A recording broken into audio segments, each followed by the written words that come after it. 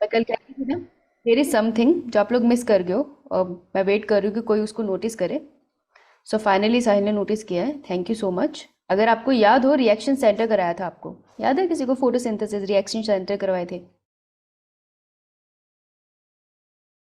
Antenna yes molecule ma'am. Reaction centre कराए थे, right? तो जब रिएक्शन सेंटर कराए थे, जिस स्लाइड में कराए थे, मैं वो ढूंढना चाहूंगी। वहाँ पे एक वर्ड मैंने गलत लिखाया था और वो कभी किसी ने ठीक नहीं कराया, आज फाइनली किसी ने ठीक कराया। ये रहा, कहाँ है रिएक्शन सेंटर? एक सेकंड, यहाँ होगा फिर।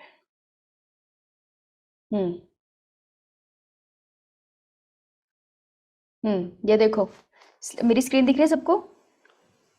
यो yes ma'am. Ma'am. Yo ma'am. Ma'am yes. So reaction centre में कितने क्लोरोफिल ए मॉलिक्यूल दिखाए हैं? 2। 2 molecules.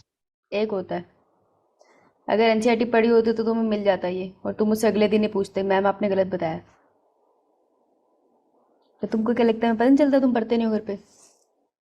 फाइनली चलो साहिल, तुम्हें देर है दुरुस्त है, पढ़ा तो सही ध्यान से। रिएक्शन सेंटर में क्लोरोफिल ए का एक ही मॉलिक्यूल होता है, और ये एनसीईआरटी की एज इट इज लाइन है, तो पेपर आ सकता है इससे, ठीक है? तो ध्यान से पढ़ा करो, हर चीज़ क्लास में बताई नहीं जा सकती ना, तो कुछ चीज़ें तुम्हें एनसीईआरटी से खुद भी पढ़नी होती है, और कुछ चीज़ें हम जानबूझ के उल्टी सीधी बताते हैं ताकि कोई बच्चा आके हमें बताए, तो हमें पता चले कि कितने बच्चे पढ़ते हैं क्लास में, एंड बेयरली पढ़ते हैं, राइट? तो फिर आप कल को बोलोगे कि नीट का पेपर हुआ, बायो हमारी अच्छी थी, नंबर नहीं आए, तो उसका रीज़न ये है कि बायो क्लास में समझ आ जाती थी, क्लास में हम क्वेश्चन भी कर लेते थे, लेकिन कभी घर जाके किए ही नहीं, कभी खुद से पढ़ा नहीं, इस वजह से नहीं होता फिर उनका, है ना? क्योंकि बायो तकरीबन हर नीट वाला बच्चा बोलता है हमारी स्ट्रांग है, लेकिन नंबर किसी के नहीं आते, पढ़ते नहीं है ना, इस चक्कर में ये सोच को स्ट्रांग है, तो पढ़ना होता है। रिएक्शन सेंटर में क्लोरोफिल ए का एक ही मॉलिक्यूल होता है, इसे नोट कर लो सारे, ठीक करो इसे अपने नोट्स में। हेलो राबिया, हेलो उज्जवल। उज्जवल सुबह आना छोड़ दिया किस खुशी में?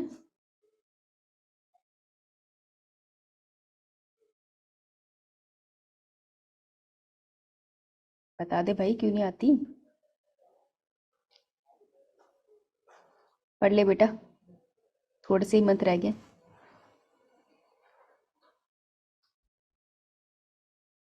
ओके, चलो। सो ओके, अच्छा बताओ, रिवाइज करके आए हो? मैं सुबह खुद रिवाइज करती, ठीक है, अगर तू खुद रिवाइज करती है देन फाइन। भाई जो खुद उठ के पढ़ रहा है वो काफ़ी है, कोई चक्कर नहीं है, फिर ना हो। अगर नहीं पढ़ते हो, सोते रहते हो, फिर तो खराब है। चल, अच्छा ये बताओ, रिवाइज करके आए हो? Yes ma'am. रिवाइज किए? क्या पढ़ाया था कल? गुड इवनिंग इशिता, क्या पढ़ाया मैम था कल? C3 से C3 साइकिल पढ़ाई थी, केल्विन साइकिल, तो क्यों कहते हो उसको C3 साइकिल? C3 क्यों कहते हो हम उसे? पहला स्टेबल प्रोडक्ट बना था वो मैम 3 कार्बन का था। कार्बन मॉलिक्यूल का था। वेरी गुड, इसलिए उसको C3 कहते हैं, राइट? Very good. एंड उसके बाद हम लोग, एक सेकेंड, ओके। और डार्क रिएक्शन डार्क में होता है या लाइट के अंदर हो जाता है, सनलाइट की प्रेजेंस में होता है? Yes Ishita, correct, yes. And on the light reactions products. है ना, तो सनलाइट की प्रेजेंस में होता है, तो फिर उसको डार्क रिएक्शन क्यों कहते हैं? हम डार्क में भी हो सकता है और सनलाइट में भी। Ma'am, light reaction लाइट पे इनडायरेक्टली डिपेंड करता है। लाइट पे इनडायरेक्टली डिपेंड करता है, इसलिए उसको डायरेक्टली लाइट रिएक्शन नहीं कहते, राइट? लाइट के प्रोडक्ट के ऊपर डिपेंड करता है। हाँ, ज़्यादा इंटेंसिटी की बात नहीं है, ऐसा नहीं है इशिता। उसे डार्क रिएक्शन इसलिए कहते हैं, उसको लाइट के ऊपर वो डिपेंडेंट ही नहीं है, किसी भी इंटेंसिटी की लाइट आए उसको फ़र्क नहीं पड़ता। सनलाइट में जो लाइट रिएक्शन हुआ है, लाइट रिएक्शन से जो एटीपी और एनएडीपीएच बना है ना, एनर्जी, उसको इसकी ज़रूरत होती है, तो वो ये ले लेता है। तो product of light reaction use करता है डार्क रिएक्शन, तो उसको सनलाइट की ज़रूरत नहीं होती डायरेक्टली, इनडायरेक्टली उससे बने हुए प्रोडक्ट की ज़रूरत होती है, ठीक है मैम, डिफ्रेंशिएट करने के लिए। हाँ, अच्छा ये बताओ फिर, केल्विन साइकिल में एक, अगर मैं एक केल्विन साइकिल को C3 साइकिल को, या मैं यहाँ क्यों लिख रही हूँ, मैं यहाँ लिखूंगी, C3 साइकिल को मैं रन कर दूँ 12 टाइम्स, ठीक है, तो कितने एटीपी यूज हो जाएंगे? 36। 36। 36। एक बार करूंगी तो कितने एटीपी? मैम 3। वन साइकिल करा तो 3 एटीपी, तो मैंने 12 उसको रन किया 12 टाइम्स, तो उसको 3 से एंट्री करूंगी, 3 1 जा 3 तो 36 ऐसे निकालते हैं जिनको अभी तक पता नहीं है, इस तरीके से मल्टीप्लाई करते हो, right? Very good, right, all right, इतना तो है। क्वेश्चन ट्राई कर ले एक, उसके बाद चले आगे। Yes ma'am. मैम ठीक है, तो ये एम्स का क्वेश्चन था। तो ट्राई दिस क्वेश्चन नंबर 50, दिख रहा है सबको? Yes, ma'am. यस काफी लंबा क्वेश्चन है ना? तो जरा पहले क्वेश्चन को ऊपर ही सॉल्व करना। Question number 50, what do A B and C and D represent in the following figure? मैं देती हूँ तुमको 30 seconds to read to solve this question, अभी के अभी। 30 सेकेंड्स स्टार्ट।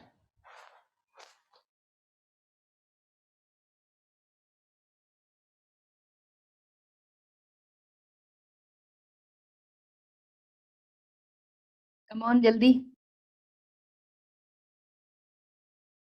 अब इसके ऑप्शंस है कुछ ऐसे, ले लो, खुद से सॉल्व करना है। तो पहले ऊपर क्वेश्चन सॉल्व कर लो, बी के आगे क्या लिखूं, ए के आगे क्या लिखूं, सी के आगे क्या लिखूं, डी के आगे क्या लिखूं, फिर नीचे देखो ऑप्शन में कौन सा सही आंसर है तुम्हारे पास। कम ऑन जल्दी, 10 सेकेंड्स और दे रही हूँ।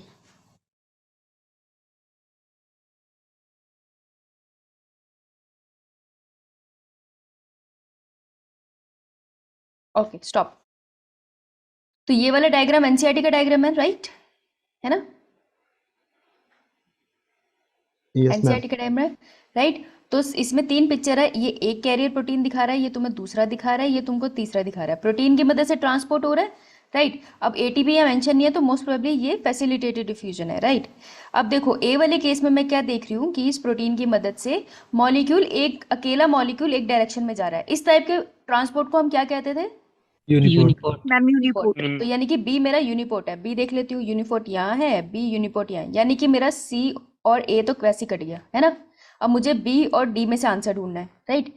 अब मैं आती हूँ इसके पास, डी के पास, सिंपोर्ट। ठीक है?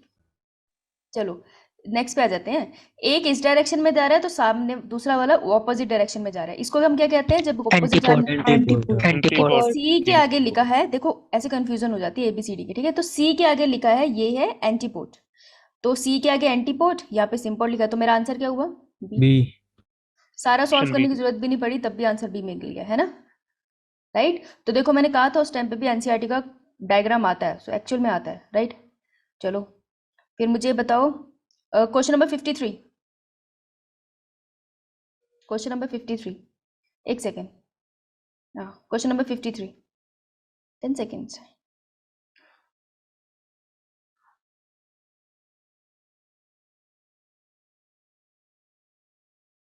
The first stable product of Calvin cycle is Calvin cycle, also known as C3 cycle. तो 3 कार्बन का प्रोडक्ट होगा ना, 3 3PGA. that is A, 3 phosphoglycerate, right? Yeah, ma'am. Right? देखा कितना सिंपल क्वेश्चन था, लेकिन ऐसा आता है, और नीट उसमें आ रखा है, एम्स लेवल पे आ रखा है, नहीं एम्स के क्वेश्चन डिफिकल्ट माने जाते हैं, है ना? चलो क्वेश्चन नंबर 60 करके बताओ, जिसने फोटोसिंथेसिस रिवाइज किया उससे ये हो जाएगा 60। क्वेश्चन बहुत डिफिकल्ट नहीं है, एक बार अगर कॉन्सेप्ट समझ आ गया हो उसको इजी लगेगा क्वेश्चन, इसको नहीं आया उसकी तो हालत हो जाएगी भाई साहब डायग्राम देख के। तो मैं इसमें 45 सेकंड्स दूंगी क्योंकि डायग्राम थोड़ा बड़ा है। स्टार्ट।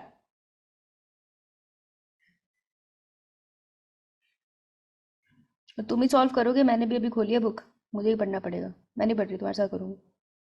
45 सेकंड्स, चलो जल्दी करो।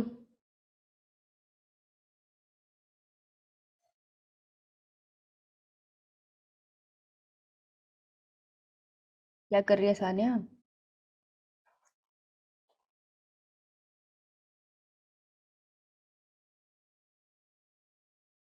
लास्ट 15 सेकंड्स, जल्दी ध्यान से। डिफिकल्ट क्वेश्चन यही सॉल्व करो। ए पे क्या आना चाहिए, बी पे क्या आना चाहिए, डी पे क्या लिखूं, सी पे क्या लिखूं, उसके बाद ऑप्शन में देखो। ऐसे ऊपर नीचे मत किया करो पागलों की तरह, क्वेश्चन में ही क्वेश्चन को सॉल्व कर दो, फिर वो इजी हो जाता है। चलो लेट्स स्टार्ट। नहीं, before that I would like to see the answers.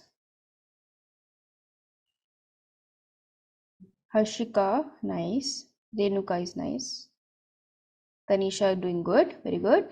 सुनो इसको मेरे को रब करना पड़ेगा। Which of the following is correctly labelled for a given figure, correct वाला ढूंढना है मुझे, ठीक है। तो करेक्टली लेबल कौन सा होगा, तो ए को कह रहा है, ए रहा है मेरा ये वाला है ना, ए क्या है यहाँ पर, Photo system System 2. Photo system 2. Ma'am primary electronic sector. C है ma'am electronic sector. Yes ma'am, photo system 2 ही है ये तो। फोटो सिस्टम 2, फोटो सिस्टम 1 और इलेक्ट्रॉनिक Yes सेक्टर ma'am, उसके नीचे electronic आएगा sector 2. DLHC DLHC. Yes ma'am. बचेंगे, option है। यस। option. देखो Option. हमेशा ऐसे क्वेश्चंस में दिक्कत कहाँ होती है, अल्फाबेट, जैसे छोटा सा एरर हो गया ना, देख ये डी है, इसको लेबल कर रहा है और इस पूरे को वो ए लेबल कर रहा है, तो यहाँ पर वो तुझसे पूछ रहा है ये कौन सा फोटो सिस्टम है, ठीक है। लेकिन लेट्स सी क्या बनता है हमारा इसका आंसर, तो ए हमारा कौन सा फोटो सिस्टम है,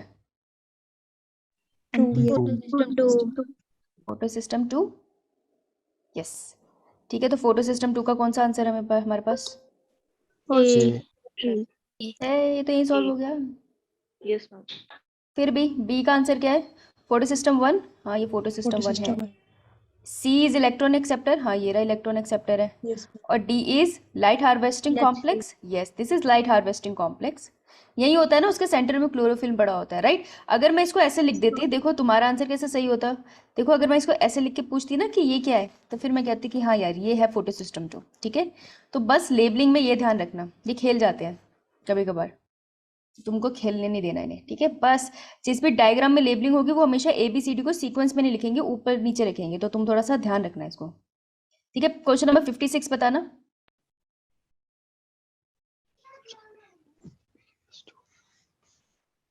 फिफ्टी सिक्स,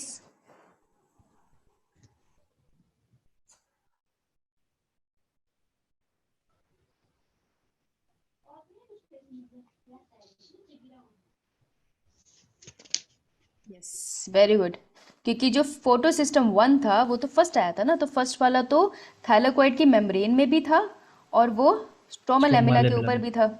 लेकिन ग्रैनल थैलेकोइड्स जो बीच वाले थैलेकोइड्स थे उनके पास जो छुप के बैठा हुआ था फोटो सिस्टम 2 था, तो स्ट्रोमा तो आंसर हो नहीं सकता, स्ट्रोमा लैमेला भी नहीं हो सकता, वहाँ फोटो सिस्टम 1 होता है, मैट्रिक्स भी नहीं हो सकता, तो आंसर तो डी ही बचा ना, अगर किसी को इस टर्म में कंफ्यूजन है तो, राइट। ग्रैनल थैलेकोइड कहते हैं हम उसको, कि बीच वाले जो थैलेकोइड है ग्रैना में उसमें मिलता है तुम्हें photo system 2, answer would be B. समझ आया? Yo ma'am. तो जो भी कराया ना बहुत धीरे धीरे इसलिए कराया था कि क्वेश्चन उससे निकल जाएंगे, तो आराम से बैठ के करना, ठीक है। क्वेश्चन नंबर 73 बताना कैसे करोगे, आराम से बैठ के करोगे, क्वेश्चन हो जाएंगे। सारे टॉपिक जो हमने करे हैं वो बहुत अच्छे से करे हैं, जो नहीं करे हैं अभी वो नहीं करे हैं, लेकिन जो करे हैं वो अच्छे से हुए हैं। हाँ हाँ साहिल बिल्कुल करवाऊंगी, एक बार मेरा वो साइकिल खत्म हो जाए ना फिर। एनसीईआरटी तो पूरी, फोटोसिंथेसिस और रेस्पिरेशन का कोई टॉपिक नहीं छोड़ना हमने, क्योंकि वो बहुत कंफ्यूजिंग है। 73, अ प्लाज्मोलाइज सेल, प्लाज्मोलाइज सेल का मतलब क्या है, पिचका हुआ सेल या मोटू सेल? मोटू सेल। मोटू सेल या पिचका हुआ, टर्गर होता है या फ्लैसिड होता है या क्या होता है? मैम टर्गर होगा। टर्गर होता है प्लाज्मोलाइज्ड, सही बोल रही है बच्चा? नहीं मैम, उससे तो बाहर कंसंट्रेशन ज्यादा होती है। खोलो NCERT, Yes, ma'am, I'm NCERT नहीं मेरे पास, खोलो एनसीईआरटी, क्वेश्चन करने आने चाहिए यार, अभी है टाइम, खोलो एनसीईआरटी जल्दी, देखो वहां पर मिला। प्लाज्मोलाइट सेल का मतलब क्या है, जो सेल मोटा है या जो सेल पिचक गया है या जो सेल अपनी ही शेप में है? जो पिछड़ चुका है।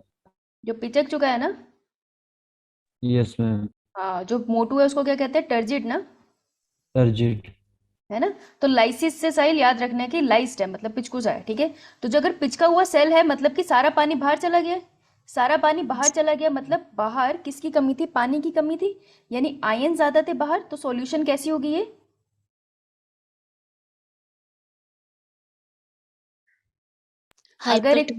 अगर एक सेल पिचक गया है मतलब सारा पानी बाहर चला गया है, सारा पानी बाहर चला गया मतलब बाहर पानी की कमी थी, यानी कि आयन ज्यादा थी ना।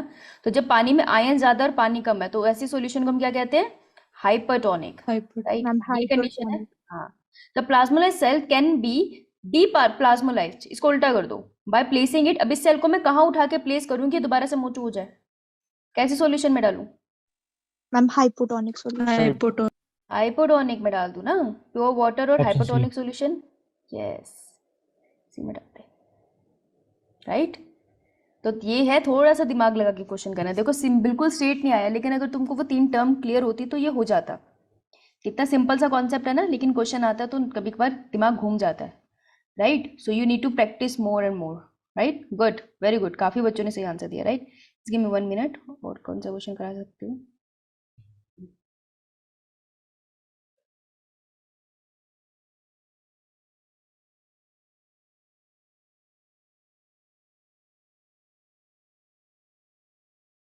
वैसे तो 1994 का है, पर चलो 81 लगाना जरा, जिसमें तुम्हारी मृत्यु हो जाती है।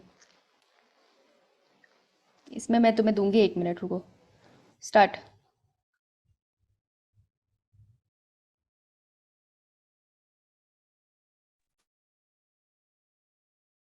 भाई एजर्शन रीजन कैसे करते हैं? रुको, स्क्रीन दिख रही है?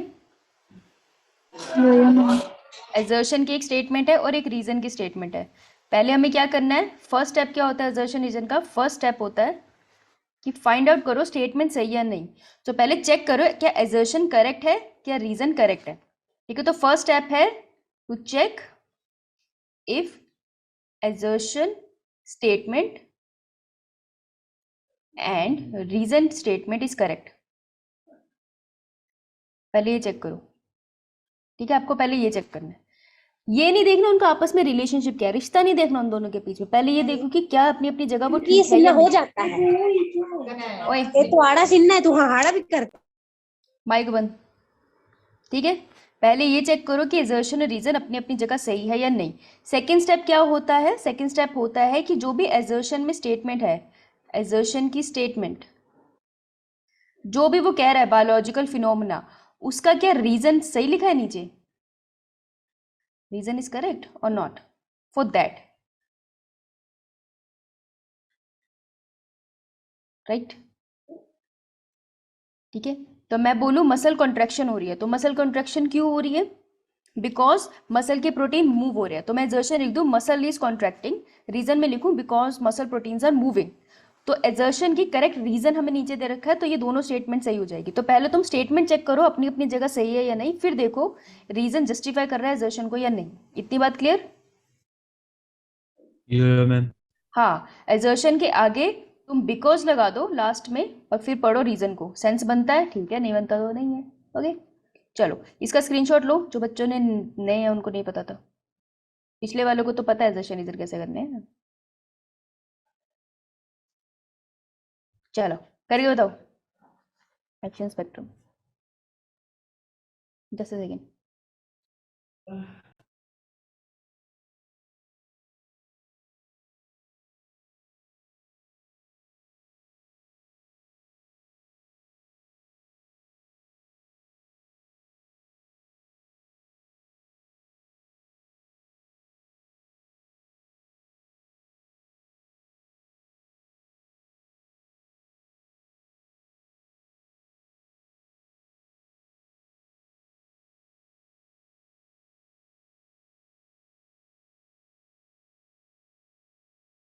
सिचुएशन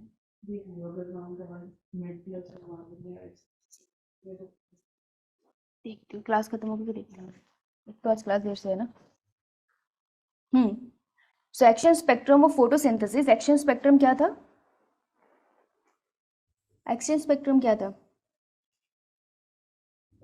ऑप्शन है ए का मतलब है दोनों एजर्शन और रीजन सही है, और सही रीजन दिया है हमने एजर्शन के लिए। बी का मतलब है एजर्शन और रीजन दोनों सेम है, लेकिन रीजन एजर्शन को जस्टिफाई नहीं करता, ठीक है। बताओ भाई पहले एक्शन स्पेक्ट्रम क्या था? पहले तो ये बता दो।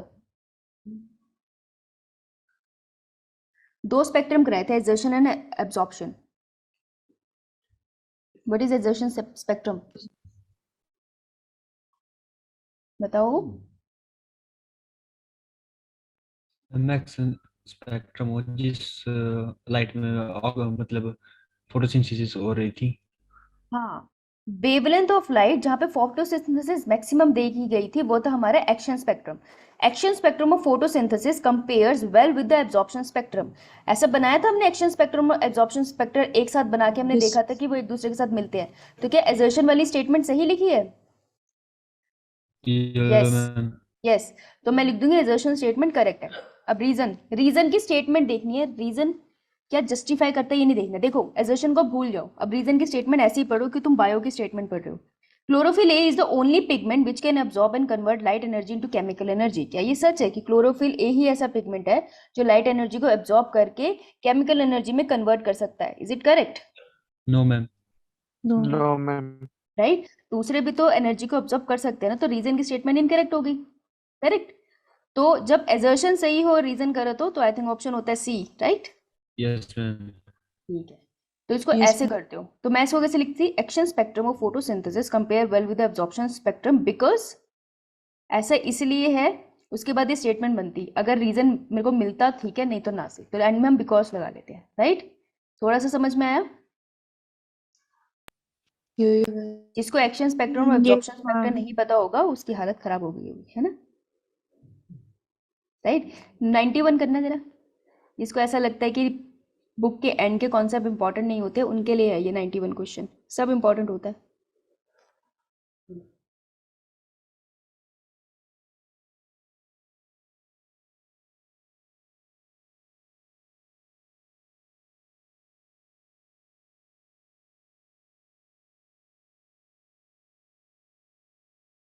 प्लांट गिल्डेड एक्सपेरिमेंट याद है? Up to No, ma'am. Up to bast will die.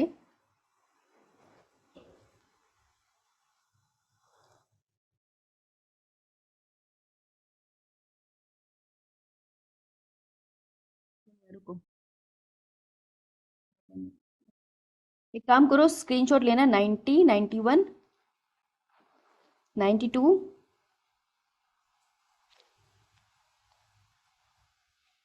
84 and 82 screenshot लेना, ये मुझे करके भेजना, ठीक है? स्क्रीनशॉट लो इसका, ये तो आज का क्लास रह जाएगी। लिया Yes, ma'am. सबने? Yeah, ma'am. ठीक है Yes, ma'am. मैं भी फोटो ले लेती हूँ तो मैं भूल जाऊंगी मैंने कौन से क्वेश्चन दिए थे। अरे, चलो आ जाओ करके आना। चलो आओ स्टार्ट करें।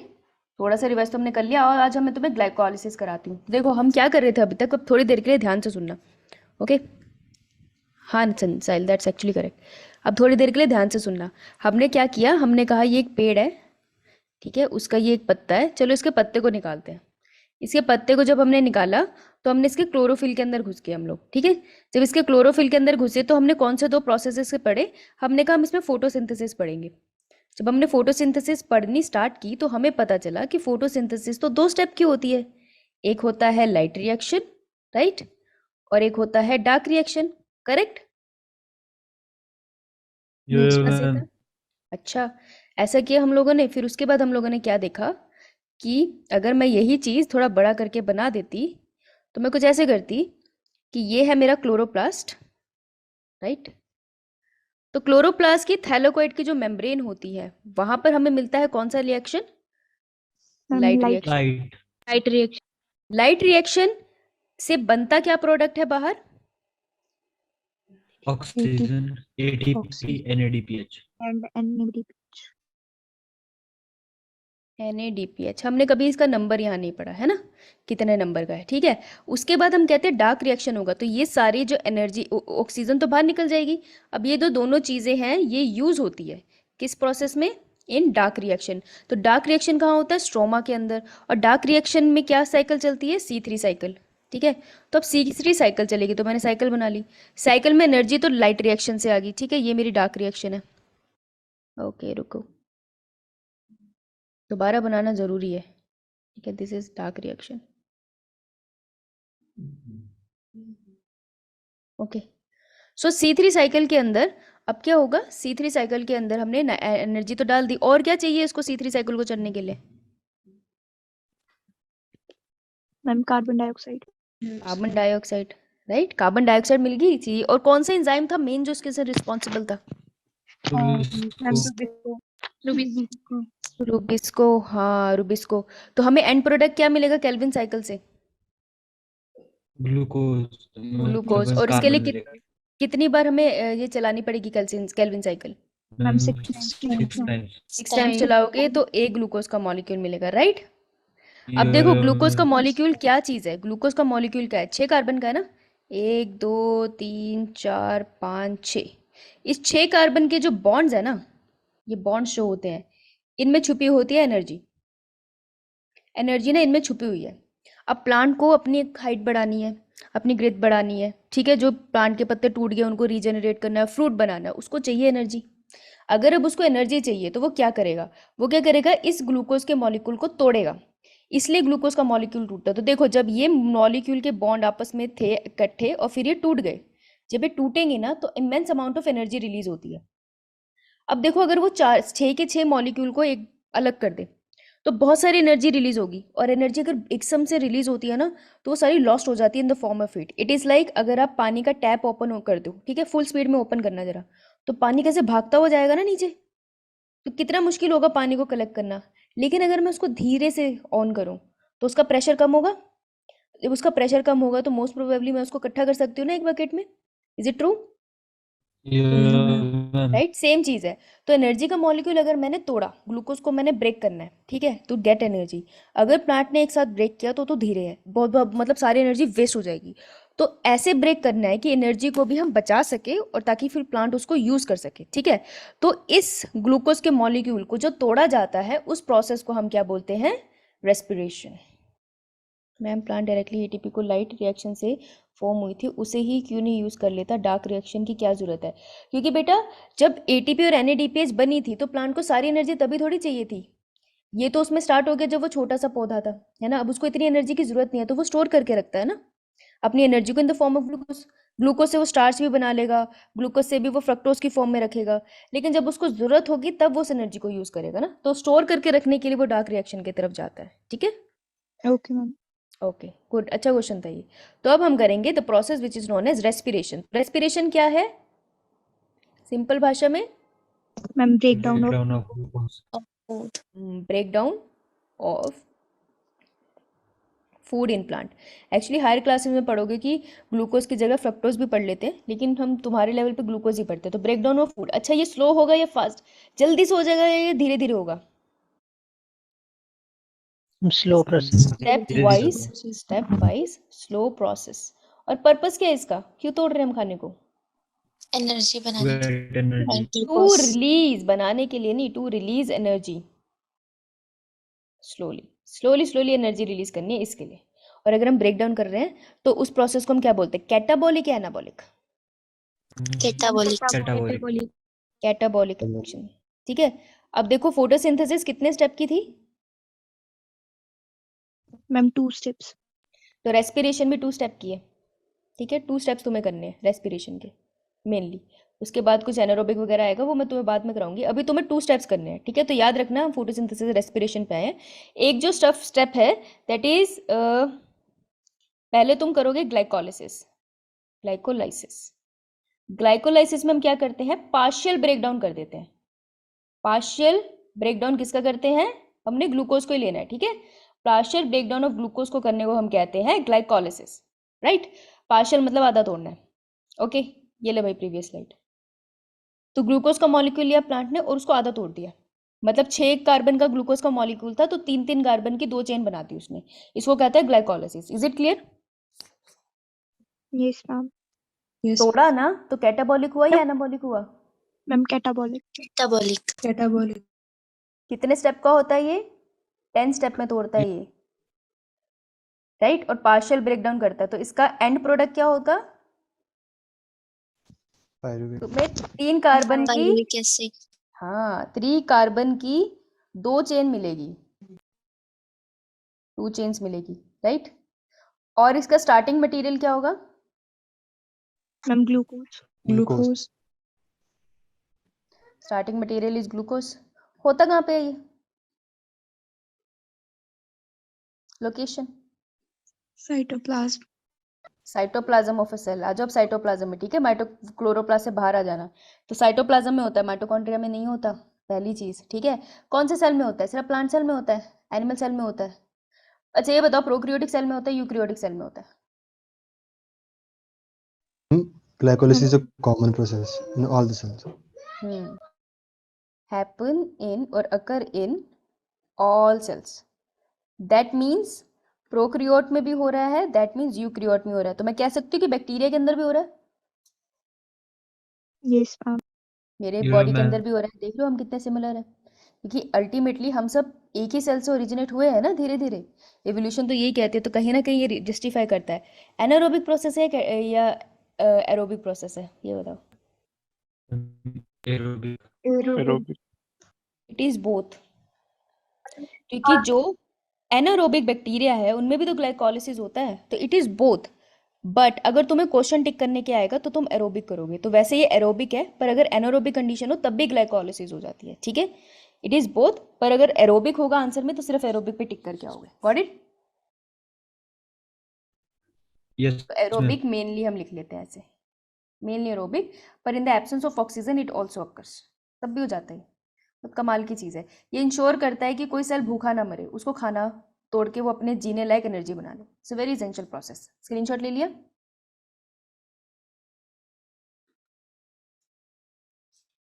लिया स्क्रीनशॉट? Yes, ma'am.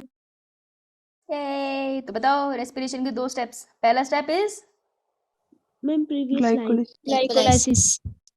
ग्लाइकोलाइसिस, और दूसरा स्टेप इज जो माइटोकॉन्ड्रिया के अंदर होता है, और वो भी एक साइकिल है, which is known as, ma'am end product के आगे क्या लिखा है?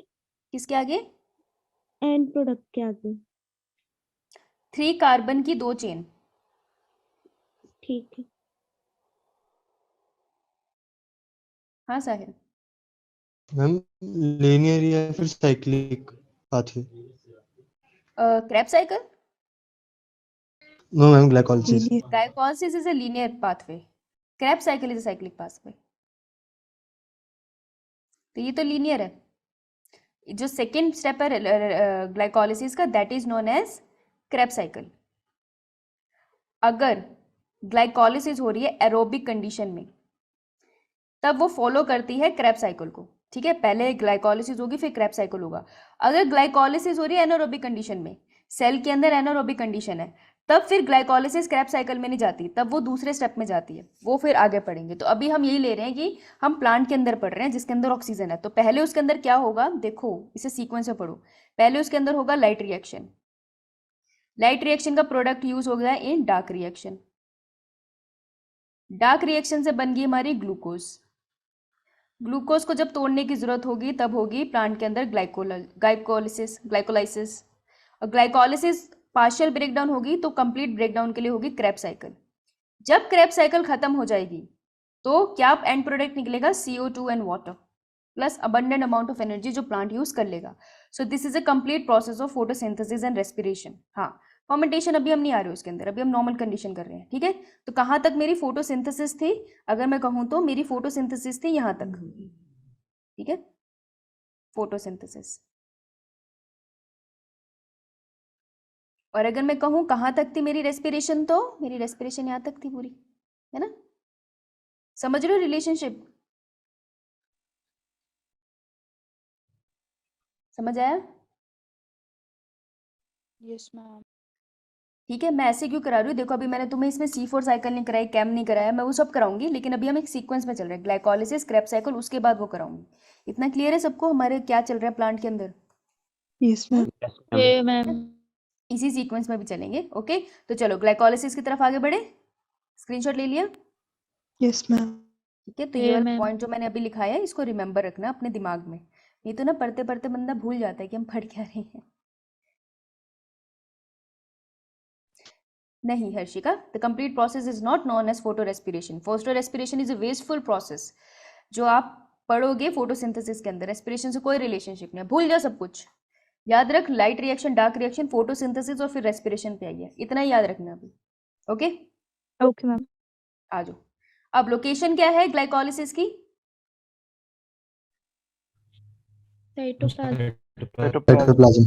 साइटोप्लाज्म को एक और नाम से जाना जाता है, साइटोसोल। स्ट्रोमा। हाँ, मैम ये साइट क्लोरोप्लास्ट के अंदर होगा या सेल के अंदर?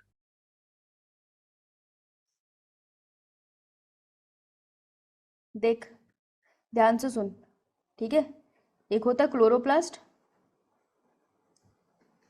एक होता है माइटोकॉन्ड्रिया, ध्यान से सुननी है चीज, ठीक है। एक होता है सेल और एक होता है न्यूक्लियस।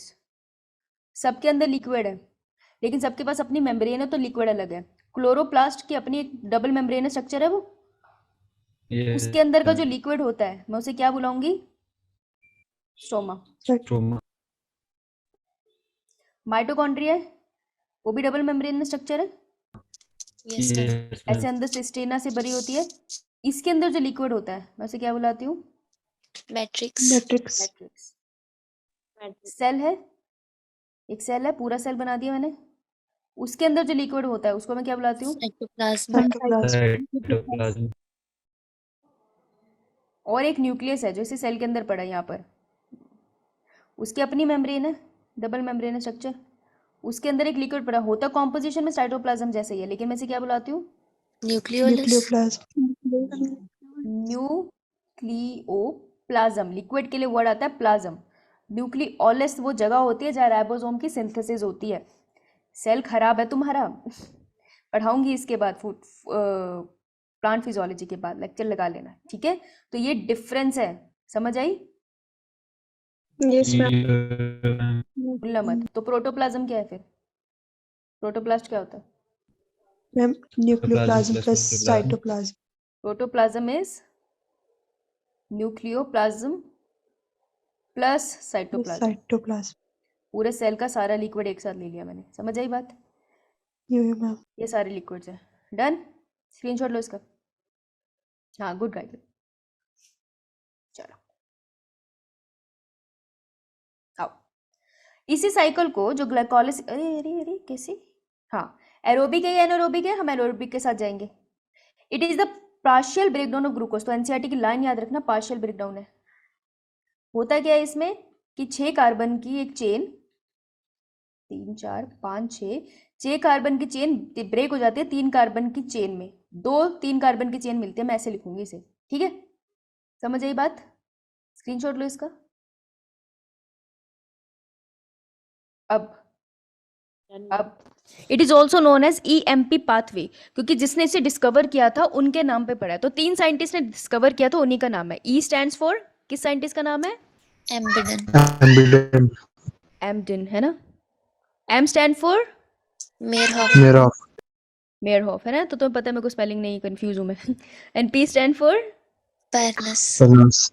हाँ वही वाले हैं तो EMP पाथवे वो पूछ लेते हैं कि कौन सी लोकेशन पे होती है। तो ग्लाइकोलिसिस क्लिक कर जाता है माइंड में, EMP पाथवे क्लिक नहीं कर रहा है। तो ग्लाइकोलिसिस कैसे ब्रैकेट में ऐसे स्लैश करके लिख देना, इस ग्लाइकोलिसिस का ही दूसरा नाम है ये, ठीक है। ऐसे बहुत भलेखा लगता है। चलो स्क्रीनशॉट ले लिया। कोई तुमसे बहुत डिफिकल्ट क्वेश्चन नहीं पूछने वाला, वो तुमसे छोटे छोटे क्वेश्चन नहीं पूछेंगे, ठीक है। तो छोटे छोटे क्वेश्चन नहीं आते, हर स्टेप को अच्छे से समझ लेना। ऐसा कोई क्वेश्चन नहीं है जो तुम कर नहीं सकते, और इस बात से कोई फर्क नहीं पड़ता तुम्हारे 11th में कितने नंबर थे या तुम्हें कुछ आता था या नहीं, कोई फर्क नहीं पड़ता। तुम अब पढ़ रहे हो ना, अच्छे से पढ़ रहे हो, बस यही मैटर करता है, बाकी सब भाड़ में जाए। सिंपल। ग्लाइकोलाइसिस वाली। ये वाली, ये वाली। Yes ma'am, done. अच्छा चल आ जा। तो ये साइटोप्लाज्म है अपना, बढ़िया से ये पड़ा हमारा साइटोप्लाज्म। आ जाओ भाई, ग्लूकोज के मॉलिक्यूल की धज्जियां उड़ाते हैं। तो रखते हैं हम यहाँ पे, वाइट पेन नहीं दिखता,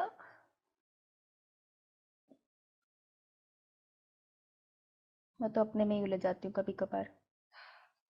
ध्यान से देखना, धीरे धीरे खोलेंगे इसको। ये रखा ग्लूकोज, कितने कार्बन का होता है ग्लूकोज का एक मॉलिक्यूल? 6 कार्बन। 6 carbon. कार्बन ऐसे लिखते हैं हम, 6 कार्बन। कोई C के पैरों में 6 नहीं लिखेगा, मुर्गा बना देना मैंने। 6 कार्बन का मॉलिक्यूल है। क्या करना चाहती हूँ मैं इसको ना फिक्स करना चाहती हूँ। मैं चाहती हूँ कि ये साइटोप्लाज्म में पड़ा है, ये भाई साहब साइटोप्लाज्म से कहीं ना जाए। ये मेरे साइटोप्लाज्म में पड़ा रहे, मैं पत्ता हूँ, मैं चाहता हूँ मेरे साइटोप्लाज्म मेरे कहीं ना जाए, तो मैं क्या करूंगी, मैं इसके साथ फॉस्फेट लगा दूंगी। तो मैं इसके साथ फॉस्फेट लगा दूंगी ना, तो मैंने इसके ऊपर टैग लगा दी कि तू अब कहीं नहीं जा सकता, तेरे ऊपर मेरा कर्जा है। तो मैं इतनी चालाक हूँ, मैंने उसके ऊपर फॉस्फेट लगा दिया और उसको कर्जेदार बना दिया। तो ग्लूकोज के ऊपर फॉस्फेट लगाऊंगी तो मैं उसको बुलाऊंगी ग्लूकोज। अब ग्लूकोज की चेन कैसी है, 6 कार्बन की ना, 1 2 3 4 5 6, कहीं पे लगा दो फॉस्फेट, यहाँ लगा देती हूँ। चलो मान लेती है 6th वाला ग्लूकोज था, तो 6 पोजीशन पे अगर मैंने लगा दिया तो मैं से बोलूंगी ग्लूकोज 6 फॉस्फेट। क्यों किया मैंने इसके साथ ऐसा, मैंने इसको फिक्स कर लिया कि भाई तू अब बाहर नहीं जाएगा। तो अगर मैंने ग्लूकोज 6 फॉस्फेट फिक्स कर लिया कि ये मॉलिक्यूल अब ऐसा रहेगा, ये रिवर्स नहीं हो सकता, तो ये स्टेप क्या है, इरिवर्सिबल।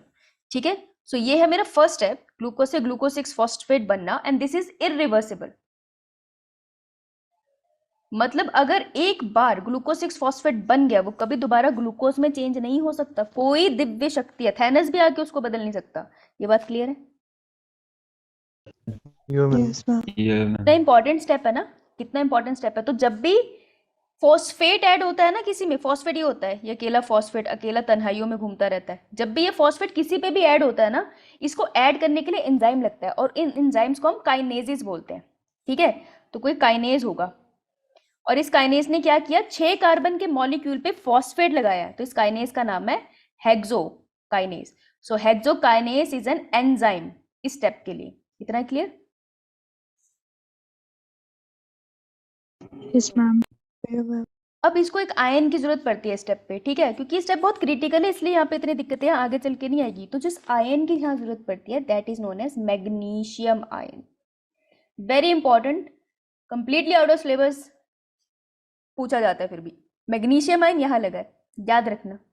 ठीक है, नाउ ये हो गया इरिवर्सिबल प्रोसेस है। अब ग्लूकोज 6 फॉस्फेट तो फिक्स हो गया, लेकिन क्या है ना, ग्लूकोज कह रहा है मैं बदलना चाहता हूँ, तो मैं चाहता हूँ मैं और मीठा मीठा हो जाऊँ।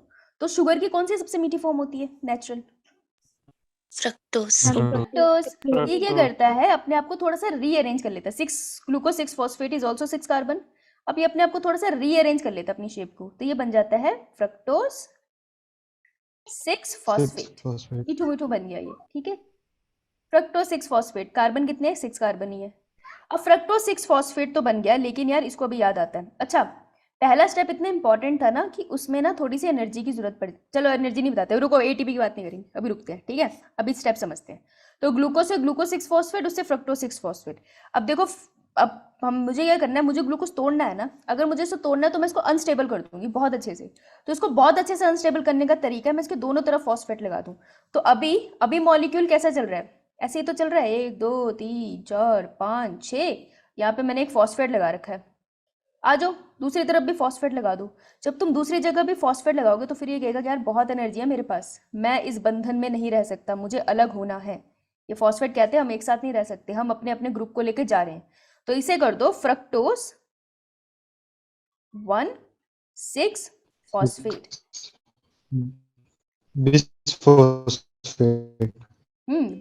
फ्रक्टोज 1 6 फॉस्फेट भी लिख सकते हैं, इसको बिस फॉस्फेट भी, पता है मुझे, कोई ना कोई बच्चा जरूर बोलता है बात। ये ले भाई तू बिस फॉस्फेट लिख ले, खुश?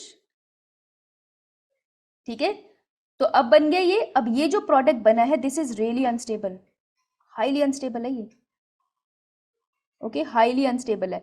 तो जैसे ये प्रोडक्ट बनता है, ये आगे जाके टूट जाएगा। बताओ, इतनी लाइन सबको क्लियर है? अभी तक क्या किया? Yes, ma'am. Just give me 1 minute.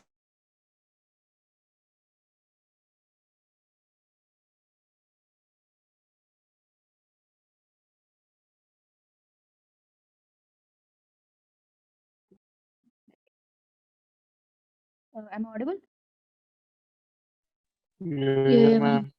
Yeah, ma'am. Screenshot ले लिया? ये मैं हर स्टेप पे एंजाइम है, लेकिन तुमको सब याद करने की जरूरत नहीं, सिर्फ एनसीईआरटी जितना कर लो बहुत है, बहुत सारा है भैया। अब देखो एनर्जी कहाँ लगेगी। ग्लूकोज को फिक्स करना था कि वो कहीं ना भागे, तो जब भी किसी को किसी जगह पे फिक्स करना है तो वहाँ मेहनत लगती है।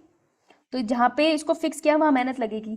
तो ग्लूकोज से ग्लूकोज 6 फॉस्फेट बना, तब एक एटीपी का मॉलिक्यूल कंज्यूम हो गया। तो ऐसे बनाएंगे हम, एटीपी यूज होके ब्रेक हो गई है एडीपी में। ठीक है, तो एक एटीपी का मॉलिक्यूल यूज, और आगे 1 लिखना, ये काम आएगा आगे। उसके बाद जब फ्रक्टोज 6 फॉस्फेट बना था ना, हमें फ्रक्टोज को भी फिक्स करना था कि ये कहीं भाग ना जाए, हमें ट्रस्ट नहीं था इस पे। तो फ्रक्टोज 6 फॉस्फेट से फ्रक्टोज 1,6 बिस फॉस्फेट या फॉस्फेट बना दिया, तब भी हमने एक एटीपी यूज कर ली। तो अभी तक कितनी एटीपी यूज करी है? 2 2 यूज कर ली है ना। अब इसका स्क्रीनशॉट लो। थोड़ी सी ग्लाइकोलिसिस हुई यार। यो मैम। Yo ma'am. समझाती, मेरे पीछे भूत नहीं है, बैलून लगा है वो, मेरे को कह रहा है आपके पीछे भूत है। तमीज। देखो अब मैं तुमको एक मजेदार बात बताती हूँ, है बड़ा मजा आएगी सुन के। पहले बताते तो बोर हो जाते। ज्यादा ज्यादा शरीफ मत बन अब तू। देखो, जो ग्लाइकोलिसिस होती है, ग्लाइकोलिसिस होती है 10 स्टेप्स की, है ना, 10 स्टेप्स की। तो इसके जो स्टार्टिंग के फर्स्ट 5 स्टेप होते हैं, 1 2 3 4 5, ये वो वाले स्टेप्स होते हैं जहां पर एटीपी यूज होती है। एटीपी इज यूज्ड, इसने बनाई। देखो, ग्लूकोज को बेस करके, हाँ ग्लूकोज को यूज करके हम, मतलब ग्लूकोज को बेक करके तो एनर्जी निकालनी थी, लेकिन उसको तोड़ने के लिए भी तो एनर्जी चाहिए ना। अब मैं चपाती तोड़ के खाती हूँ, तो तोड़ने के लिए भी तो मेरी मेहनत लगती है, उसको चबाने में भी मेहनत लगती है, मुझे तो बहुत ही मेहनत लगती है, बनानी भी पड़ती है, राइट। तो पहले स्टेप में एटीपी यूज होती है, तो ये है हमारा यूज वाला फेज। और लास्ट के जो 5 स्टेप है ना, 6 7 8 9 10, यहाँ पर एटीपी फॉर्म होती है। ठीक है, इतनी बात क्लियर सबको? यो मैम।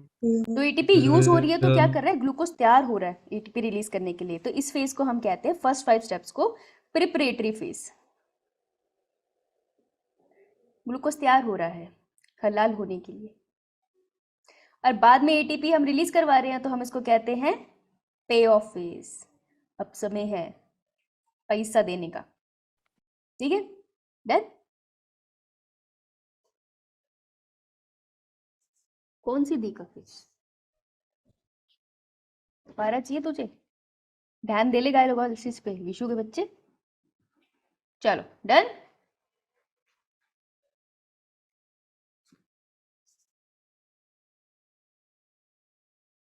डन या नहीं? यो मैम। मैम। आगे चलूं? आगे चलूं? Yes, ma'am. ठीक है, एक चुटकुला सुनाओ, फिर आगे चलूंगी, नहीं तो नहीं पढ़ूंगी। चुटकुला सुनाओ, जो सुनाएगा तब आगे चलूंगी। Hello Vishu, I am sorry. चुटकुला सुनाओ, आगे चलूंगी, नहीं तो नहीं पढ़ा रही। मर्जी मेरी, मेरी क्लास है। सुनाना है, लिख के नहीं भेजना। राइस ही खा रही हूँ मैं रोज। भाई कोई भी सुना दो चुटकुला, मैं नहीं पढ़ा रही।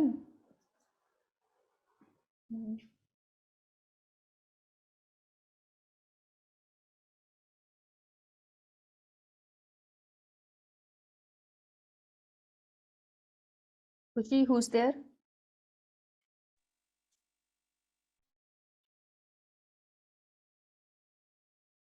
हवाई हूँ।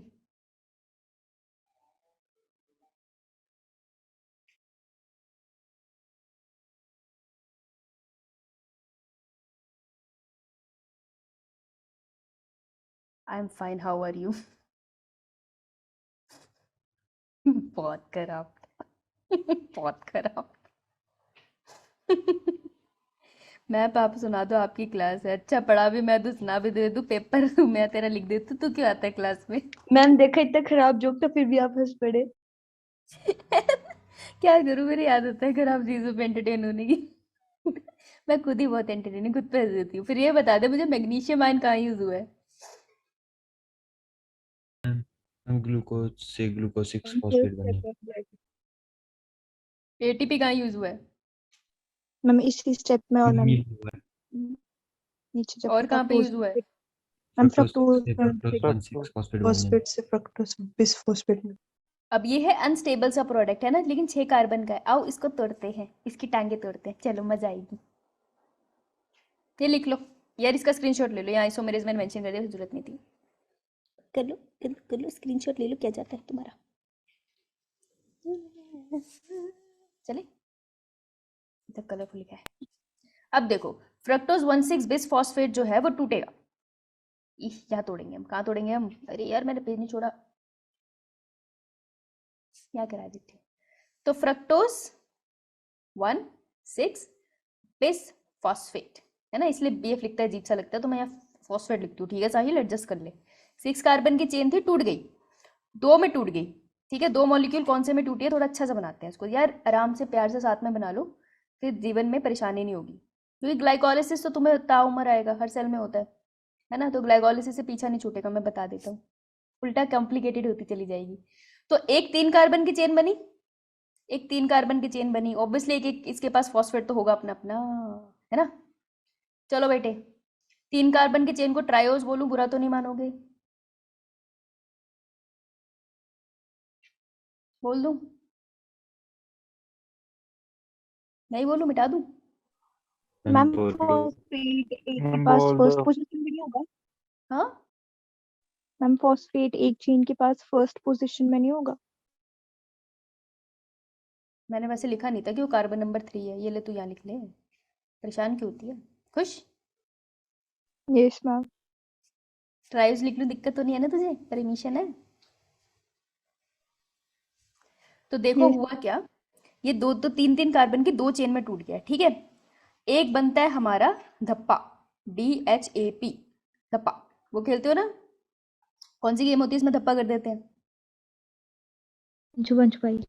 छुपन छुपाई। छुपन छुपाई, हाइड एंड सीक। धप्पे के नाम पर थप्पड़ भी मार देते हैं। जब तुम कॉलेज में छुपन छुपाई खेलोगे ना, थप्पड़ मार जाओगे सामने वाले को। थप्पा, बड़ा मजा आता है, स्पेशली जब लाइट गई हो। ठीक है, और जैसे यहाँ धप्पा हुआ, जैसे तुम्हें धप्पा किया, किसी ने थप्पड़ मारा, तो तुम क्या हो जाओगे? पागल, PGAL, ऐसा कुछ हो जाओगे ना। ठीक है, तो एक 3 कार्बन का कंपाउंड बनता है जिसे कहते हैं PGAL, और एक 3 कार्बन का कंपाउंड करता है जिसे बनते हैं धप्पा। अब सबसे बढ़िया बात पता है क्या है इनकी? इनकी ये बात है कि this reaction is reversible. Reversible in means कि देखो, ये 3 कार्बन का मॉलिक्यूल इसमें चेंज हो सकता है, एंड ये देखो टन ये 3 कार्बन का मॉलिक्यूल इसमें चेंज हो सकता है। लेकिन हमने जर्नली देखा है कि ये जो धप्पा है वो पागल में चेंज होता है। ठीक है, क्योंकि जो धप्पा कर रहा है बाद में उसने भी, मतलब उसकी डैन भी आएगी ना, तो फिर उसके साथ भी वैसा ही गेम होगा, राइट। सो होता क्या है, जब 3 कार्बन की 2 चेन में छूट जाता है, सुनो, जब फ्रक्टोज 1,6 बिस फॉस्फेट 3 कार्बन की 2 चेन बनाता है, ये 3 प्रिया माइक बंद कर ले। 3 चेन में टूट गया। अब ये 3 चेन का हमने आगे प्रोसेसिंग पढ़नी है। ठीक है, तुम्हें पता है पायरुवेट भी 3 चेन का होता है, 3 कार्बन की, तो इसके आगे प्रोसेसिंग होती है। तो जो धप्पा बना है ना DHAP, ये भी अल्टीमेटली इसी ट्रायोज के अंदर, PGAL के अंदर ही चेंज होता है, फिर आगे हम इसकी प्रोसेसिंग करते हैं। तो मुझे पता है कि इसके बाद मैं जो भी प्रोडक्ट लिखूंगी मैं उसको 2 इंटू कर दूंगी। क्यों? क्योंकि ये 3 कार्बन की एक चेन है और ये 3 कार्बन की एक चेन है ना, तो हम 2 चेन को एक साथ आगे पढ़ते हैं। इतनी बात समझ में आई? Yes ma'am. बच्ची बताओ, पक्का? चलो अब इसका नामकरण कर ले, नहीं करें? Yes ma'am. कर इतना ले। रो के देखो, इतना रो के मत पढ़ो ग्लाइकोलिसिस, नहीं तो ना समझ नहीं आई। इसलिए मैं इसको तुम्हें घिसेड़ के चला रही हूँ ताकि तुमको समझ आए। इसलिए मैंने पहले दूसरे सब्जेक्ट के क्वेश्चन भी कराए थे, तुम्हें समझ आई? तो थोड़ा सा इसमें थोड़ा एक्टिव हो जाओ, अदरवाइज ये तुम्हारा छूट जाएगा। और इसलिए स्टेप वाइज चल रहे हैं हम, पहले हम ट्रिक से याद रखते हैं, फिर उसके बाद हम उसके बारे में कुछ पढ़ते हैं। लेकिन इतना ग्लाइकोलिसिस करा दूंगी, किसी भी क्वेश्चन पेपर को उठा के कर लेना, ऐसा कोई पेपर नहीं होगा जिससे ग्लाइकोलिसिस का क्वेश्चन ना निकले, इतना डीप कराऊंगी। लेकिन उसके लिए अटेंटिव हो जाओ, अदर सो जाओगे। ठीक है, तो पहले हमने कुछ नहीं किया, 5 बार हमने दिमाग मारा, ग्लूकोज को फिक्स करने के लिए ग्लूकोज 6 फॉस्फेट में बदल दिया।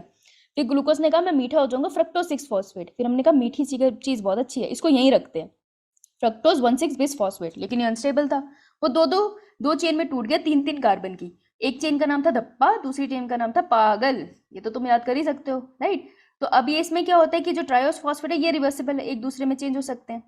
तो देखो, एक ट्रायोस फॉस्फेट है जिसका नाम है ग्लिसरल्डिहाइड 3 फॉस्फेट, PGAL भी हम इसको कहते हैं, फॉस्फोग्लिसरेट है ना, या फॉस्फोग्लिसरिक एसिड भी कहते हैं हम इसको। डिफरेंट टर्म है, कंफ्यूज मत होना। देखो जहां लिखा आएगा ना ग्लिसरेट एंड में, जिसका एंड सफिक्स, किसी वर्ड का सफिक्स ग्लिसरेट आएगा, उसको ग्लिसरिक एसिड, रिक एसिड लगा देना उसके आगे, ये से भी लिखा हो सकता है, तो परेशान नहीं होना है, ठीक है, प्यार से समझो, हो जाएगा।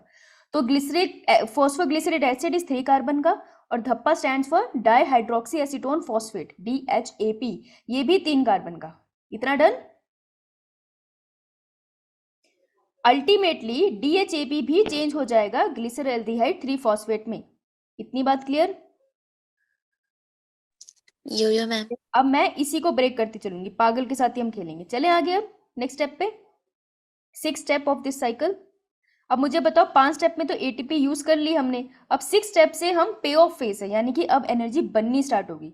तो देखो ग्लिसरल्डिहाइड 3 फॉस्फेट अब चेंज होगा किसमें, 1,3 बिस फॉस्फेट। पेज क्यों नहीं लिखा मैंने, यहाँ लिखती हूँ, देखो ग्लिसरल्डिहाइड अपनी कॉपी में ना साथ में लिखो तो याद हो जाएगा। ग्लिसरल्डिहाइड 3 फॉस्फेट, ऐसा कोई बच्चा नहीं है जो उसको देख के याद कर लेगा, ठीक है, याद कर लोगे फिर भूल जाओगे। तो मैं इसको शॉर्ट में लिखती हूँ G3P। और कितने कार्बन का है ये, I'm 3. 3 कार्बन। और कितने मॉलिक्यूल बनेंगे इसके, 2 लेके चलने हैं, ठीक है। तो ग्लिसरल्डिहाइड 3 फॉस्फेट में कितने फॉस्फेट है लगे हुए, I'm 1.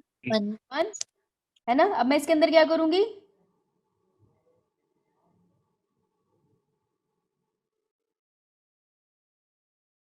बिल्कुल नहीं आती Phosphate remove.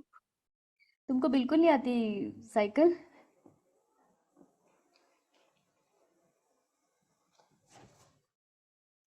अच्छा रुको एक सेकेंड, इसका स्क्रीनशॉट लेना, इसका स्क्रीनशॉट लो,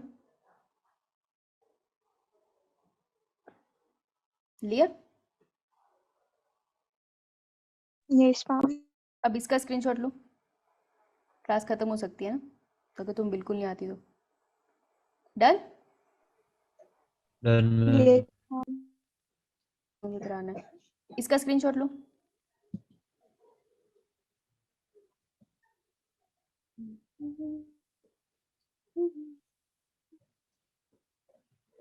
इसका नहीं, इसका स्क्रीनशॉट लो, इसका screenshot low, this is very important.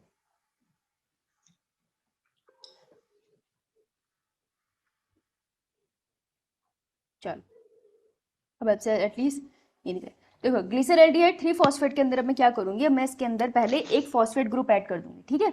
जब मैं इसके अंदर फॉस्फेट ग्रुप ऐड करूंगी तो क्या होगा, पहले तो मेरा लैपटॉप नहीं सेट हो रहा मुझसे, ओए माइक बंद कर दे भाई, बोलने दे मुझे।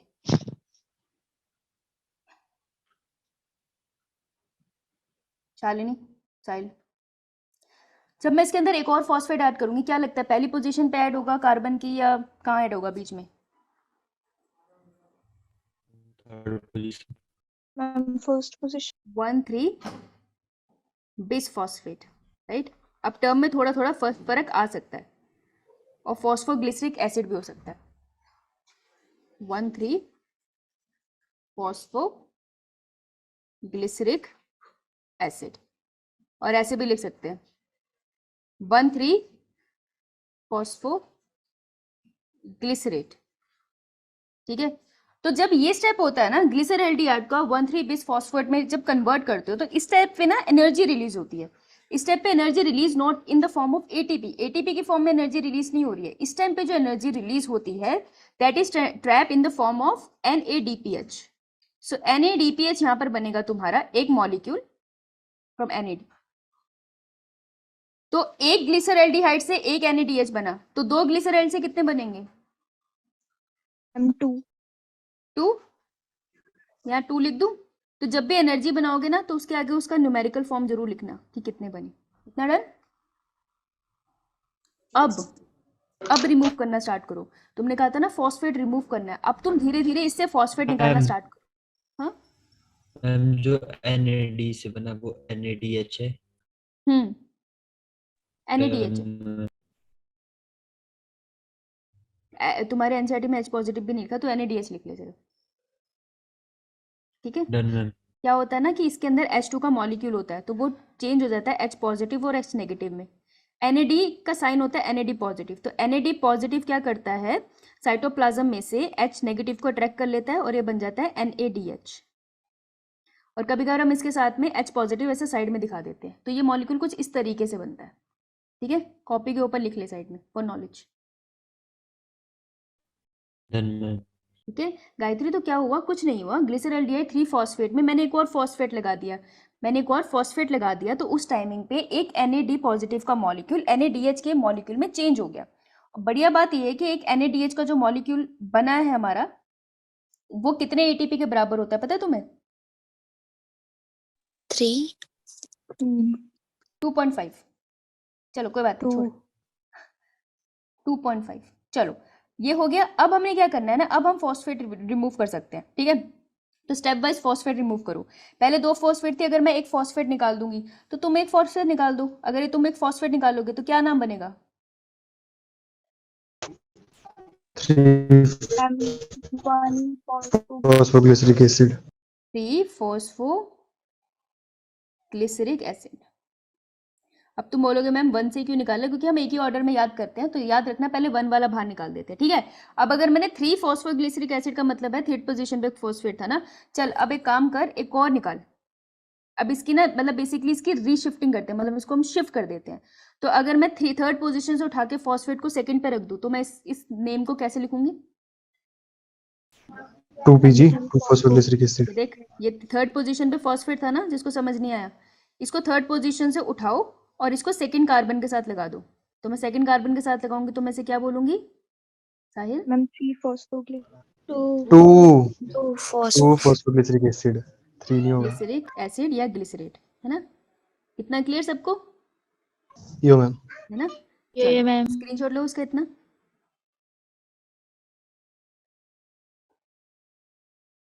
अभी तक एक ही जगह पे एनर्जी बनी है ना? अभी तक तो मैंने तुमको यही बताई है, सही?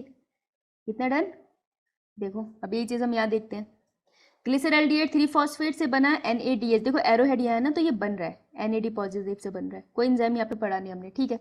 1,3 बिस फॉस्फेट जब बना और उससे 3 फॉस्फोग्लिसरिक एसिड बना, तो देखो अब यहाँ पे देखना, यहाँ पे कितने 2 ATP थे ना, ये देखो ऐसे था मॉलिक्यूल कार्बन का, 3 कार्बन की चेन थी जिसमें यहाँ पर एक फॉस्फेट लगा था और एक यहाँ फॉस्फेट लगा था। जब मैंने फर्स्ट पोजीशन से फॉस्फेट निकाला तो ये फॉस्फेट कहाँ जाएगा?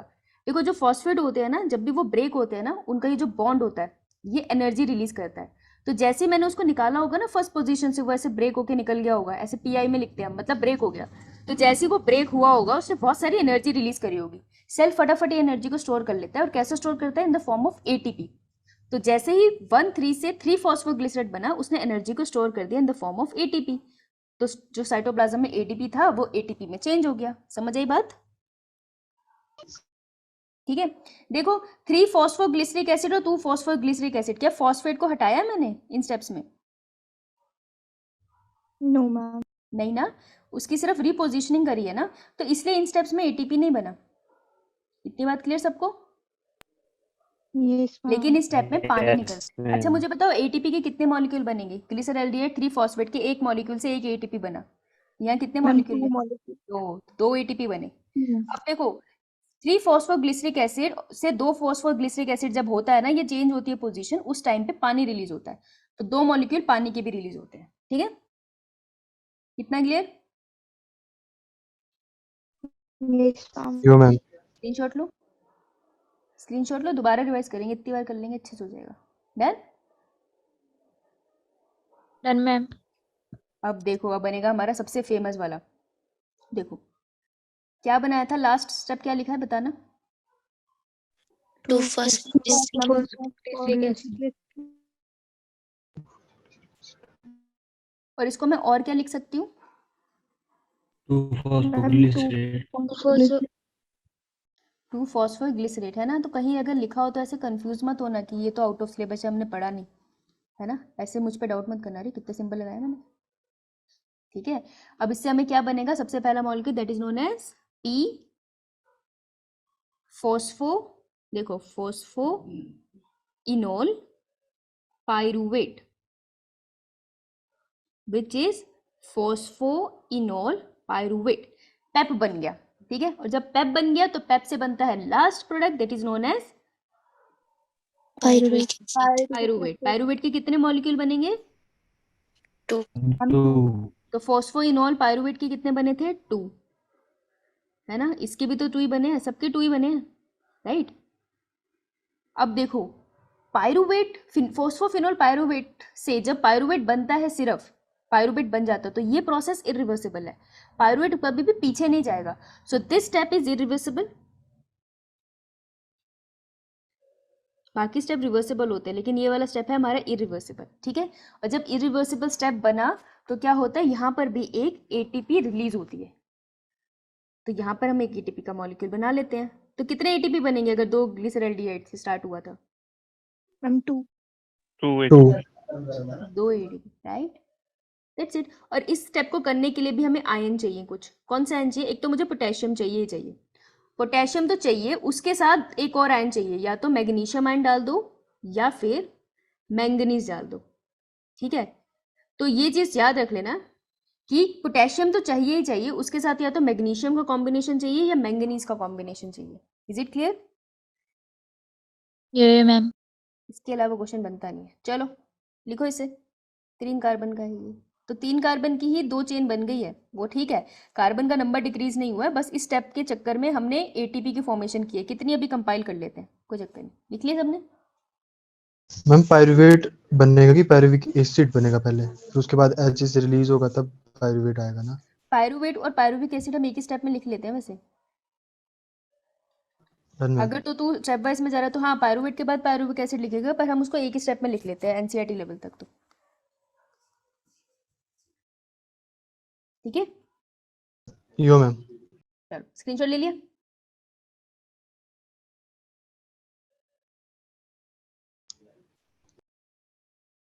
देखो ये चीज यहाँ भी है, चाहो तो लिख सकते हो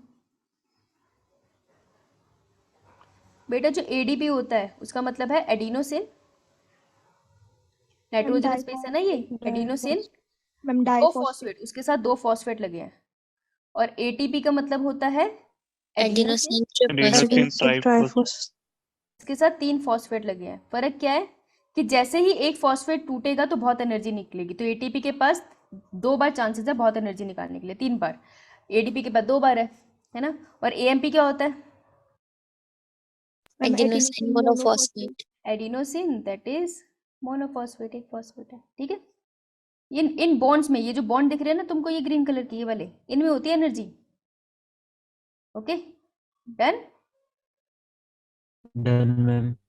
मैम अच्छा मुझे बताओ फिर कितने NADPH बन, अच्छा एंड में एंड प्रोडक्ट क्या बना? मैम पायरुवेट 2 पायरुवेट कितने मॉलिक्यूल बने? Ma'am 2 2 molecule. चलो केमिकल रिएक्शन बनाने की कोशिश करते हैं, मेरी केमिस्ट्री अच्छी नहीं है पर। कितने NADPH के मॉलिक्यूल बने, NADH के? मैम 2। अच्छा कहती है तू, तो मैं बना देती हूँ। अच्छा और कितने ATP के मॉलिक्यूल बने? 2 मैम 4। जब पहले 5 स्टेप थे तो कितने ATP यूज हो गए थे? मैम 2। ATP जो यूज हुए हैं वो है, यार पहले तो यहाँ करना पड़ेगा हमें। ATP जो हमारे यूज हुए हैं वो 2 है ना। प्रोड्यूस कितने हुए थे? मैम 4। तो नेट ATP हमें ग्लाइकोलिसिस से कितना मिला? मैम 2। सिर्फ 2 ATP, राइट। तो मैं पीछे आती हूँ, 2 ATP लिख देते हैं हम यहाँ पे, 2 ATP। वाटर मॉलिक्यूल कितने बने? मैम 2 वाटर और 2 हाइड्रोजन आयन लिख लेना, दिमाग मत लगाना। पायरुवेट बने तो NADH किससे बनता है? NAD पॉजिटिव से। ATP किससे बनता है? ADP से। ऐसे करके बनता है ADP। है ना, ऐसे कर सकती हूँ। इसी रिएक्शन को कंप्लीट करवा दूँ, ये देख ये बन गया। स्क्रीनशॉट ले लो इसका। समझ आया कैसे बना?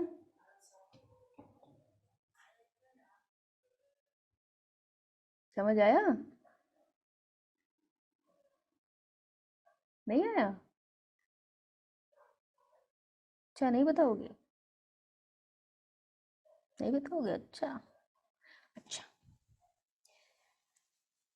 जो फॉस्फेट अकेला घूम रहा होता है ना, तो हम उसको कहते हैं तो अकेला अकेला मत घूम, तो पाई खाता घूम। तो हम उसको रिप्रेजेंट करते हैं विद PI, स्मॉल आई के साथ। तो PI स्टैंड्स फॉर अकेला फॉस्फेट। रिएक्शन में पीआई की फेट क्या हुई, इसमें कहाँ गया पीआई? ये अकेला फॉस्फेट घूम रहा था ना, और ये 2 फॉस्फेट वाला मॉलिक्यूल था, तो ये ADP के साथ कंबाइन होकर ATP बना देगा ना। डन मैम, वियर्ड डाउट था ये। कोई बात नहीं, क्या हो गया? डाउट डाउट होता, वियर्ड कुछ नहीं होता, वियर्ड तुम हो। चलो, बहुत बढ़िया। राइट, चलो एक एक छोटा लेक्चर ज़रूर बनाऊंगी मैं, जिसमें NADPH, ATP क्या होता है उसका फ़र्क बताऊंगी, क्योंकि बहुत ज़्यादा कन्फ्यूज़न रहती है इसमें। कहीं पे लिखे होता है NADH, कहीं पे लिखा होता है NADPH, कहीं पे लिखा होता है NADPH प्लस HI। यार फ़र्क क्या है इनमें? छोटी वीडियो बनाऊंगी, वो देख लेना। इसका स्क्रीनशॉट लो। Done, ma'am. अब देखो इसको याद करने की ट्रिक मुझे नहीं आती थी, मैंने यूट्यूब से चुराई है। फिर डॉक्टर कुणाल थे, आई थिंक PhD है वो, तो मैंने उनकी ट्रिक चुराई है, पर मैं उनको कहना चाहूँगी थैंक यू सो मच, आपकी ट्रिक बहुत हेल्पफुल है। तो हम कोशिश करते हैं इसको क्लास में ट्राई करने की। अगर आपको ऐसे याद हो जाता है बहुत बढ़िया है, मुझे ऐसे याद हो गया इसलिए मुझे ट्रिक की ज़रूरत नहीं है। लेकिन अगर तुमको याद करना है तो एक बहुत अच्छी ट्रिक उन्होंने बताई जो मुझे बढ़िया लगी। उन्होंने कहा ऐसे लिखो, good girl take fresh fruits daily, gorgeous Bipasha take pure Pepsi privately. ठीक है, जो अच्छी बच्ची है वो फूड डेली खाती है, जो गॉर्जियस बिपाशा है वो प्राइवेटली सीक्रेटली जाके पेप्सी पीती है। ठीक है, तो G स्टैंड फॉर, यहाँ पे फर्स्ट अल्फाबेट है, G stand for glucose. Glucose से क्या बनेगा? Glucose 6 phosphate. F से फ्रक्टोज, F से फ्रक्टोज 6 फॉस्फेट, 1,6 फॉस्फेट सॉरी। फिर D से बनेगा धप्पा, G से बनेगा ग्लिसरल्डिहाइड 3 फॉस्फेट। फिर B से क्या बनेगा? 1,3 बिस फॉस्फोग्लिसरेट। फिर P से बनेगा फॉस्फोइनोल पायरुवेट, फिर 2 फॉस्फोइनोल पायरुवेट एंड एंड में पायरुवेट। राइट, ठीक है, तो ये ट्रिक है। अब इसमें जो तुमको याद रखना है कि ATP कहाँ बनी थी, बताओ अभी पागलो, ATP कहाँ पे यूज हुई थी पहले? ATP इस स्टेप में, glucose to glucose 6 glucose phosphate. 6 हाँ फॉस्फेट बना था। राइट, हाँ तो इस स्टेप पे ATP यूज हुई थी, तो मैं ATP यूज को नेगेटिव साइन से रिप्रेजेंट करूंगी। एक ATP थी तो 1 है। और कहाँ पर यूज हुई है? F6 जब से फ्रक्टोज 6 F16 फॉस्फेट से ट्राइफॉस्फेट बने। फॉस्फेट 1,6 बिसफॉस्फेट बना। यहाँ भी लिखो ATP 1 माइनस। NADPH कहाँ बना है? PGL2 13 बिस क्या बोलता रहता है, ढंग से बोल। फॉस्फोग्लिसरेट। मैम जब हमने PGL बनाया था ना, उसके बाद जब हमने उसको कन्वर्ट करा 1,3 यहाँ बता, यहाँ बता, फॉस्फोग्लिसरेट में, गोर्जियस तब बिपाशा लिख। हमारी NADH बनी। चुप कर, यहाँ बता कहाँ बना है। मैम ये नहीं थे में याद। कोई बात नहीं, यहाँ बनी NADH। ठीक है, 2 मॉलिक्यूल या 2 लिखना, और बना है तो पॉजिटिव साइन लगाने का। और ATP कहाँ बनी यहाँ पे? Ma'am, 1,3 bis 1,3 बिसफॉस्फेट से 3 phosphoglyceric acid में convert फॉस्फेट एसिड में। यहाँ पर। यस और ATP Ma'am, लास्ट स्टेप में, पेप्सी से प्राइवेट। ठीक है, प्राइवेटली। तो एक बार इसको देखना अगर तुम्हें याद होता है। कोई ना समझाई, नहीं होती याद मत कर, ठीक है। तो ये तुमको पता हो नीचे कौन कहाँ पे बना है। Done done done. Yes, ma'am. Yes ma'am. Thank you doctor Kunal. एक टीचर का दूसरे टीचर को सलाम। इरिवर्सिबल स्टेप, कौन सा स्टेप था जो इरिवर्सिबल था? 3 है। Ma'am, first step. नाम बता। ग्लूकोज जब चेंज हुआ था, ये ग्लूकोज 6 फॉस्फेट। 6 phosphate. हाँ ये पहला स्टेप है जो इरिवर्सिबल है। दूसरा स्टेप कौन सा था?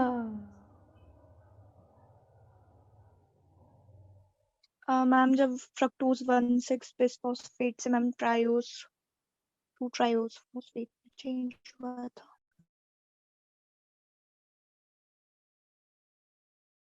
श्योर। मैम वो तो रिवर्सिबल नहीं था। फ्रक्टोज 6 फॉस्फेट से क्या बना था? मैम PGAL और 1DHA। Fructose 1,6 bisphosphate. और तीसरा स्टेप कौन सा था? Phosphoenol pyruvate to pyruvate. Phosphoenol pyruvate से बना था पायरुवेट। तो ये इरिवर्सिबल स्टेप है। ये राजे हैं, रानियां हैं यहाँ की, पूछा जा सकता है। एनर्जी पूछेंगे या ये पूछेंगे, यही पूछते हैं। डन। Yes ma'am. तो भाग जाओ फिर। That's it. कल सुबह क्लास हम लोग कहाँ पहुंचे? इकोसिस्टम वाले चैप्टर में। इकोसिस्टम खत्म हो जाएगा कल। इकोसिस्टम पे हम बायोडाइवर्सिटी खत्म करा दिया। बायोडाइवर्सिटी मैंने आया क्यों नहीं था आज? भाग जा चल।